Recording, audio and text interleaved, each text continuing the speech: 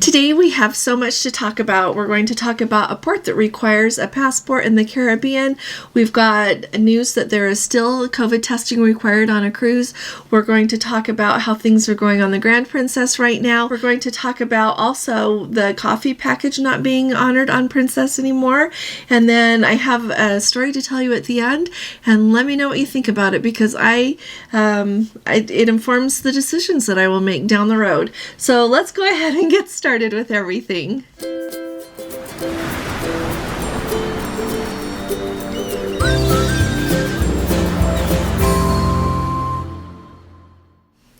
Hi there, this is Allison with Let's Go Travel Tips, and today is Monday. It is May 8th of 2023, and I want to start off super fast just welcoming our new Let's Go family members. We have had several of you join us just recently, and I want you to know that we are thrilled to have you with us.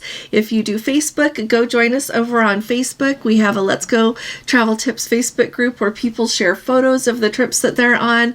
Lots of people get questions answered. You can ask your questions, share so much experience there. There's a wealth of knowledge there, so come and join us. I also wanted to invite you, especially if you're new and not familiar with the format here. Every day I share lots of news for you about cruising, about the ports, lots of just different things, and so I would invite you to join us every single day. There is really no way for me to list in the thumbnail all of the things that we are going to talk about, and every day I leave a lot of news on the table. I literally go through and decide what I think is the most important that we all need to know about, things we need to talk about together. And so please do join us every day. Now, today I want to start off really quick. We have, like I said, so much to talk about, but let's talk about the train service there in Seattle. We have talked about it before. People are wondering. It's come up on our Facebook group again, and I've seen it in other things, emails that I have gotten. If you are going to go on a cruise that departs out of Seattle to Alaska this year, here are some things to think about. When you come into the airport there, you have the option that you can book a transfer with your cruise line, which will take you directly from the baggage claim area of the airport there out to your ship.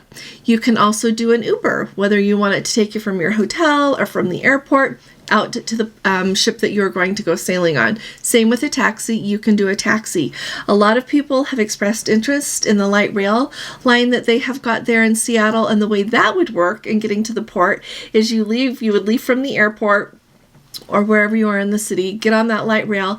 If you start at the airport, you're going to go downtown, and then they are going to transfer you to a bus for the rest of the trip to get out to the cruise cruise. I don't want to just call it a terminal, because Seattle has so many different docks that they use for cruise ships that it's just not only one terminal that you're going to be going to.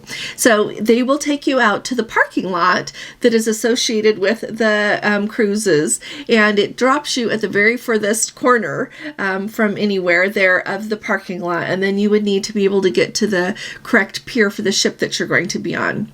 Now, to know which pier you're going to go on, you need to check with your cruise line, and I've noticed that on Princess, it shows in the travel summary which pier you're going to be sailing from. At least it has on our previous Princess cruises. I forgot to look. I'll look at our Holland America and see if it shows on the website. I looked at the app before I did this video, and I can't see where it says which pier we're sailing from. So I would say, I wouldn't choose the light rail option, because even if you get to that part of the parking lot, you're going to have a long ways to walk and to try to figure out to get where you need to go. But if you want to do it, that's awesome. And if any of you have done it, please share it in the comments, because it will help the people that want to do that option to be able to do it. Gordon and I always do the thing. We take the free shuttle from the airport. We fly in the day before, always, and take that free shuttle to a hotel right by the airport. Take the shuttle back in the morning. It's also, free to get back. Go to baggage claim, and we catch the Princess or Holland America, whatever cruise line we're sailing on. We catch their transfer to get to the ship. Now, last year when I was sailing out of Vancouver by myself on Holland America, I just ended up taking an Uber that time. I had booked long story. long story. I just changed my mind. It sums all of that up, and I took an Uber by myself. So you can get there however you would like. And if you do take an Uber or a taxi out to the terminal, you just tell them what cruise line they're going on, and they'll pull you right up to the unloading area there for the cruise ship that you're going to embark on. So I hope that is helpful. Oh, and you know what? Like a week or two ago, I let you know that there was some repairs that were being done on one of the stations there on the light rail system in Seattle, and that has been completed. So we don't have to worry about that anymore. Alrighty. Now, really quickly, if you are going to go on a cruise that stops at Martinique, one of our Let's Go family members put that there. She remembered you needed a passport there when she was just there within the last couple of months. So Martinique is one of those islands that you have to have a passport. We have a Let's Go family member who is going to be sailing on a Panama Canal cruise. May 11th. So that's coming right up. And if you are not vaccinated, you are going to have to show proof of a negative COVID test in order to board the ship. So like I tell you, pretty much COVID testing is gone for most cruises, but it is not gone for all cruises. And just a heads up, the reason that is required there is Colombia requires that, the country of Colombia. So thought that would be helpful.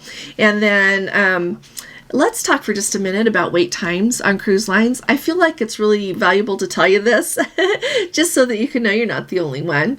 I have been trying to book one of our Let's Go family members on a Princess cruise. They got a casino offer on their last cruise for a free cruise. Okay, that's amazing. But you have to book it by calling the casino line. So Friday, I was on hold for 5 hours and 17 minutes, and then I got disconnected. I heard the clunk clunk like somebody was answering, and I was really excited. And so I kept saying hello, hello, and then I heard it disconnect. And so that made me really sad. So I called back, and then it disconnected me when it got time. Usually when I have called Princess, like if you get past the time that the hours, like they're supposed to be closed, they will finish the calls that they've got, but it disconnected then again as well. So I've been on hold this morning with them. My phone is still on hold with the Princess line. I have 2 phones I use now for that. And so if you have a casino offer, especially for the free cruises, if you get a discount just with a casino code, that can be booked otherwise. But to get those free cruises, when they tell you have to call the casino line, you really do. Now, also Azamara used to have everything, with Royal Caribbean and Celebrity. They no longer do. And so they are also having a lot of trouble with their phone calls, their customer service. I was on hold with them today for 2 hours, 28 minutes, and it was disconnected. Same thing happened. I could hear someone breathing, and so I'm saying hello, and then it disconnects. So I don't know what's wrong with that. But then I called back, and it said, we have so many people on hold that we are closing our phone lines, and they don't close. It was, they don't close until 6 p.m. Central Time. And so clearly they have got some customer service problems too. I don't know exactly what all of them are, if it's just their system or what, but if you're trying to call Azamara, it's going to be a while. Alrighty, the next thing that I wanted to let you know about is we have Let's Go family members who had booked their cruise on the Caribbean Princess before Princess changed their drink packages and took away that coffee package. So they had booked it, they had paid for it, and so we all thought that would be honored, right? It is not. It is no longer in the system, so they got a credit back to their account for the charges for that coffee package, and then they were also given credits for 2 coffees that morning of the first day there, and then after that you would have to just start buying your coffees separate. So if you're someone that really drinks an awful lot of coffee and you like other drinks a lot too, then you might want to look at that plus package. I know that's what Princess wants you to do, but really in the long run, that is the most affordable way.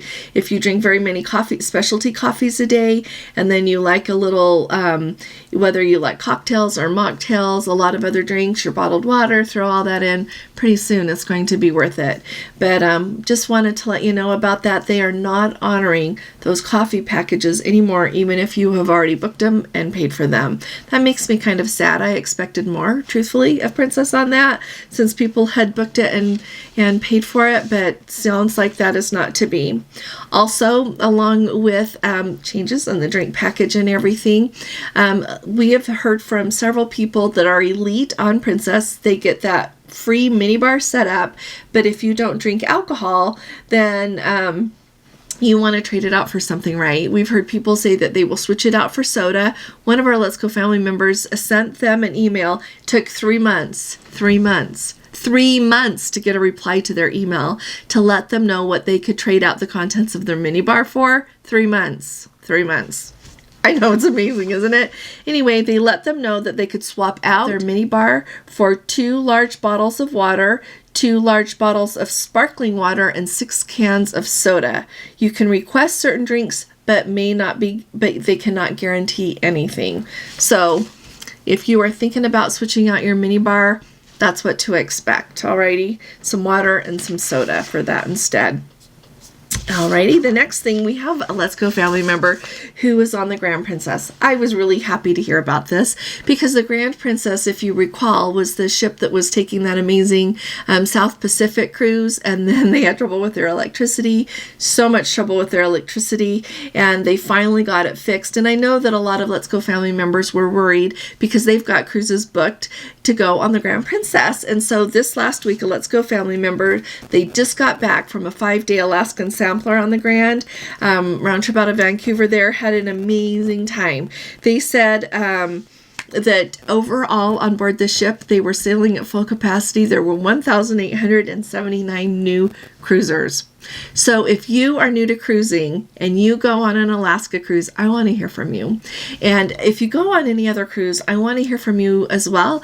Alaska is historically a cruise that a lot of people who have never cruised before take because it is really the best way to see Alaska.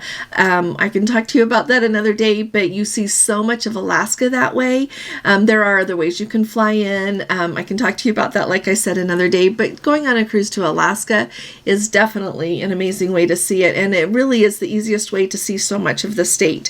So anyway, I love that there were so many new cruisers. And also, if you go on a Princess cruise or any other cruise and you don't like it, I would love to hear from you, because sometimes we don't like things just because we didn't go on the cruise line that was the best fit for us. Okay, so we want to hear from you here as well about that. Maybe you should pick something else next time. Or maybe you're just not going to enjoy cruising, and that's okay too. So anyway, he just also shared that the ship was in great shape. They got everything fixed. The medallion worked great. The internet was not remarkable, but they are in the process installing Starlink on board the Grand Princess during their cruise. So everybody who's going on the Grand Princess this week, let us know if you've got Starlink. I think the easiest way to know probably is do that. Fast.com, it does a speed test of the internet on whatever device you're doing it on. And if it is like, whoa, fast, you've got Starlink, okay? And you can also look and see which networks are available. Let us know if you've got Starlink, okay? The next thing I want to let you know about was the food. They didn't have any waits to get into any of the dining rooms. They ate in the Michelangelo and the Botticelli. He said that they'd forgotten how small the buffet is on the ship, but they had an amazing variety, lots of good things. They did comment, and I have noticed this since the restart, that they're not, at least on the cruises I have been on Princess, that there are really not salads anymore in the International Cafe. I think that there was on the Majestic Princess on that very first sailing that we went on in August of 2021. But I recall that on the Discovery Princess, I was at the end of October, that they didn't have a lot of salads. I can't even remember if they even had one. And so I think it is probably cost-cutting measures. Those salads do cost more to make than just having the same sandwiches. They pointed out that they did have the same sandwiches every day there in the International Cafe. But too, the International Cafe is just a handy place to grab a quick bite if you're hungry and the buffet happens to be closed, or if it's late at night and you're hungry, it's a good place to grab something. And they always have desserts too. So Thought that was handy. They really enjoyed the production shows on the 5-day cruise. There were 3 different production shows. They had the Sweet Soul Music, British Invasion, and one called Stardust. They had one formal night, and it included the Champagne Waterfall. And they said there was just so much to do during the day and evening, full of activities, that the crew members were visible on the ship, had a great time. Let's see. Oh, and the last thing I wanted to tell you is they did comment that the shops on the ship are dismal. Princess has outsourced their retail shops, and so you don't get the Princess product items like you used to, like, the princess shirts or anything like that. That is not like it used to be, and they really don't have that great of a selection. And this person noticed that as well. They said they usually do some shopping while they're on board, and they did not during this cruise because there wasn't anything that they really wanted. They said that the music was outstanding. The band on board the ship did a really good job. That the piano bar place was just absolutely wonderful. Standing room only for a lot of it. Absolutely wonderful music. So it just bodes really well that we're off to a wonderful start there in Alaska. So many things to look forward to. Now, when you think of Alaska, Holland America has announced that they are, with this season, that they are the only cruise line that is certified by the Responsible Fisheries Management with their partnership with Alaska Seafood to bring Alaskan seafood on board as part of the menu. So I am really excited, though. Princess does offer their, what do they call it? Port to table. Anyway, their Alaska seafood. So I'm excited to hear from all of you who sail on Princess. I'm excited to tell you about our Holland America cruise and the seafood on board. Last year, I ate lunch at the Pinnacle Grill, which Gordon and I are going to do. During this cruise, and the salmon was extraordinary. It was absolutely delicious, and so I'm excited about that. Also wanted to let all of you know that Holland America has announced that they have an educator appreciation offer, and so if you are an educator, you can book a cruise. It says with a new cruise with Holland America, so it has to be a new one, not an existing booking. A new cruise, you can have $100 of onboard credit for being an educator. And I know that for their military promo, you had to fill out a form, so I am sure that you do for this. The form is online, and when you go into that promo, you can fill it out and then request that it goes to your account, and then when you book a cruise, it gets added to your cruise. Now, here's what I want us to talk about today, and 2 things I want to hear about. So first of all, of course, tell me if you are on a cruise. Tell me if you recently got home from a cruise. We want to know how everything is going, how everything is shaping up in cruising these days. So let us know. But this update is to do with an airlines, and it happens to be Delta. Because of where we live, we fly Delta a lot, but we do fly American every once in a while. I've flown Southwest before. I don't have an undue loyalty to Delta. If someone else is going cheaper where I want to go, I will go on the other airline. But here's what happened to this gentleman, and I can easily see this happening on other airlines just as well. But 2 things I want to know. Has this ever happened to you? And what would you do if it was you? And then I'll tell you what I would do. So first of all, this guy has an upgraded seat on Delta. He gets upgraded to first class. So that's his seat. He's on board, they're ready to go. Then they say, you know what, if someone will give up their seat and go on a later flight, we'll give you a $500 voucher. And so he said, okay, I'll do that. I will go on a later flight and take that $500. So he gets off. I love in his post, he put that they gave his seat to a hysterical lady, probably some lady that was really urgent to get where she needed to go and didn't have a seat. So, however, so he does that. He's going to get his $500, go on a later flight. But then, once they get everyone on board, they realize that they have an extra seat at the back of the plane. So they tell him that he has to take that seat now, and because he's clear back there and he's the last one to board, his carry-on now has to be checked because there's no room in the overhead bins for it, and he doesn't get his $500. So what do you think about that? Is that treating your customers right? The reason I felt like we could talk about it here and should talk about it here is a lot of us have to fly in order to get on the cruises that we are going to take. Clearly, if we were flying to get on a cruise really quick, we probably wouldn't give up our seat because we need to get where we're going. But it made me really think about, and I've been on flights before, that we have given up our seats and flown later so that we could have whatever the credit was. But also, I've been on flights where I needed really to get where I was going, and I haven't given up my seat. But my opinion is, I think Delta should go ahead and give him the $500. I think that is really being dirty to figure out that he doesn't, not only does he not get his upgraded seat, but he has to check his bag and he doesn't get the $500. I don't think that's taking good care of your passengers. And if he was had flown with them enough to get that first class upgrade, you would think that they would appreciate that loyalty and want to take better care of them. But all of you let me know in the comments what you think, okay? Now, tonight we are going to do our live, and we are going to plan to do it at 8 p.m. Eastern. I know that historically we have done it at 9 p.m. Eastern, but we are planning from here on out as much as we can to do it at 8 p.m. Eastern. Even if for some reason Gordon's not home yet from work, I'll get it started and then he'll join me as quick as he can get here. But there shouldn't be any trouble. He's been getting done in time to be here by 6 lately, 6 our time. So tonight at 8 p.m., join us, bring your questions, come and enjoy, get ready for a fun time. We've got a lot to talk about. If you think this is a lot to talk about here, we've got a lot to talk about tonight. So I am really looking forward to seeing all of you and talking to you about cruising and everything that goes with it this evening. If you haven't subscribed yet, please do hit that subscribe button. We need to have you with us. And if you appreciate these updates, please give this video a thumbs up. I'll be talking to you all again really soon. You all take really good care. God bless you. Love you. Bye-bye.